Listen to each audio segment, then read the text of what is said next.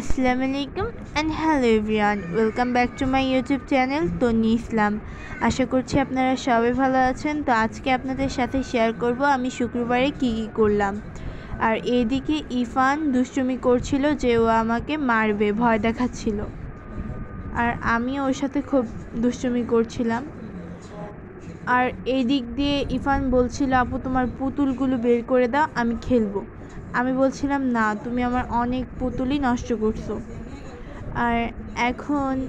আর আজকে যেহেতু শুক্রবার, তাই সব ভাড়াটিয়ারা বাসায় আছে।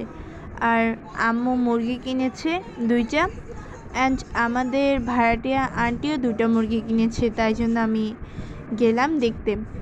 আর কিছুক্ষণ পরেই ওদের জবো করা হবে। আর এইদিকে চাচু আর আঙ্কেল মিলে মুরগিদের জবো করছিল। আর আজকে যেহেতু শুক্রবার, তাই ইফান নামাজে যাবে। আর এইদিকে ইফান রেডি হয়ে বাবার সাথে নামাজে গেল।